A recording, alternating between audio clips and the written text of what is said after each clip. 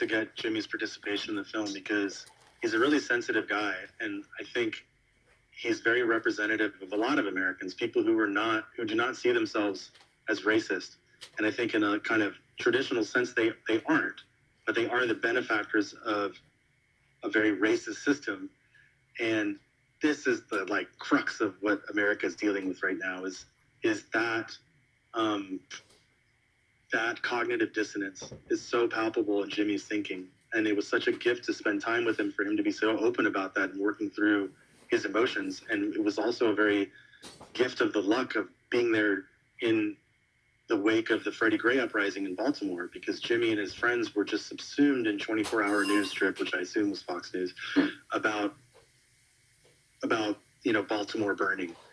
And they were so obsessed with talking about it that I was trying to talk to them about Levittown. And anytime we stopped talking about Levittown, they just immediately start talking about Baltimore. And he gave me a real gift in this film, because at that point I was really kind of wavering in like what this film was going to be about specifically. And Jimmy kind of looked at the camera at a certain point. He said, I'm a veteran and I fought for your right to protest, but I didn't fight for your right to burn your own neighborhood down. And it struck me like that what this film should really be is maybe an offering to Jimmy to kind of a different perspective of like why someone might burn their own neighborhood down, quote unquote, to answer that question to him of like what it means to burn your own neighborhood down, why people would be so angry as to do that. I think intellectually he probably understood it, but I wanted him to understand it on an emotional level. And I think he came to the premiere in New York of the screening, and him and his friends said they really enjoyed it, and they laughed at all the parts. They were really good sports about everything. So, this is difficult stuff. He grew up, he's in his late 70s, and it's hard to unwind this way of thinking, but hopefully, like, that's the power of documentary filmmaking. My hope is that seeing yourself in somebody else's shoes maybe helps open up these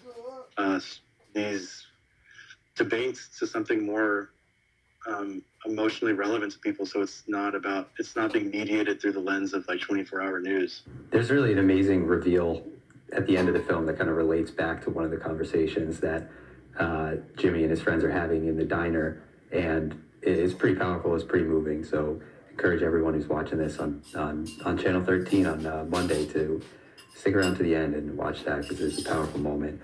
We just have about 2 minutes left, so I'll ask you a few more questions.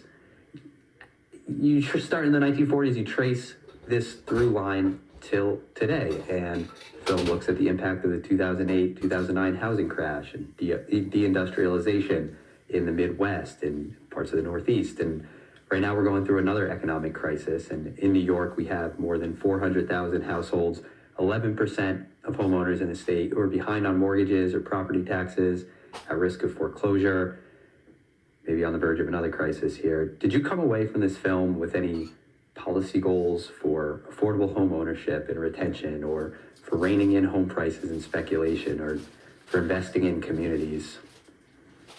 For sure. I mean, I think at the base level, like what we're talking about is a social contract that has been, mutated into, something that you can't recognize anymore.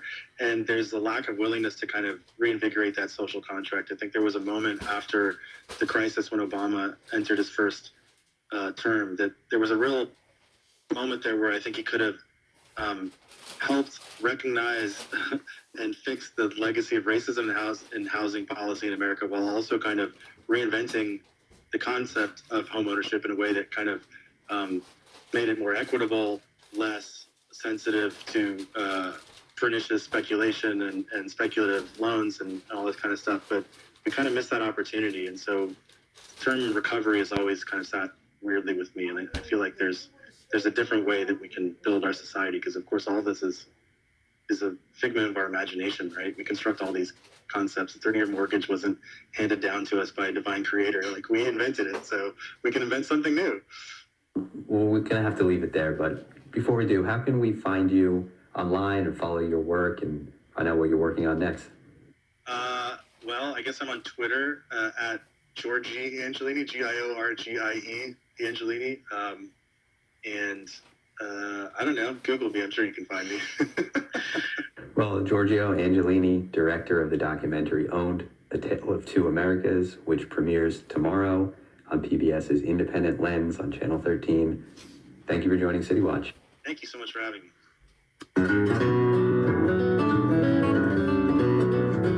I'm your host, David Brand. Now, each week, City Watch brings you the newsmakers, newsbreakers, reformers, performers, movers, and shakers shaping New York City and informing us about our area, as always, with a focus on equity and justice. And there's a lot going on in our city and state right now. I mean, when is there not? But the news is really coming fast and furious these days. We're here to help make sense of some of it. Now, I feel lucky to be a part of WBAI, and we're lucky in the tri-state area to have this station. It's really all because of you and your continuing support. We are only able to keep bringing New York vital conversations with your help. And in New York, as we all know, talking about high rent is like talking about the weather, something we can all relate to. It's a handy little piece of small talk that we can share stories about, but it's a real problem.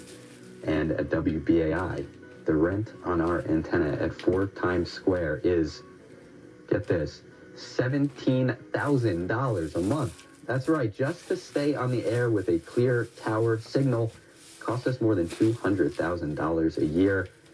It's a lot to handle, and it's much more than our sister stations in the Pacifica radio network pay to stay on the air. Free speech radio is worth it. We know that this station, which reaches to West Jersey, up to Connecticut, up near Albany, and of course throughout the 5 boroughs in our surrounding area, it is worth it. And that's why we are asking you right now to go to towerfund.wbai.org and make a donation to help us. That's towerfund.wbai.org. It's easy, it's fast, and goes a very long way toward maintaining all the great WBAI programming you know and love. That's towerfund.wbai.org. The best way not to forget to make that contribution is to go online right now and help out. You can donate in any amount you choose, and of course your donation is tax deductible. If you donate today, right now, you can count on being able to write off your donation when you file your taxes for 2021. So there's only a few weeks left in this year, and if you want to make a tax-deductible donation to a station that you rely on behalf of yourself, on behalf of listeners everywhere, on behalf of people who may not be in a position to make that contribution, we would love that. And there are so many ways to help keep free speech radio alive at WBAI. Your employer may match charitable donations. You might be able to double your donation that way. You can donate an old car to WBAI. You can even add this station to your will. Listen, WBAI is getting its financial house in order, and if we can raise $250,000 by the end of 2021, we can all rest easy knowing our tower rent is covered for all of next year. It only takes a small contribution by you, our listeners who we rely on. Just please go to towerfund.wbai.org. That's towerfund.wbai.org. Or you can make a phone call. Call us up at 212-209-2950. That's 212-209-2950.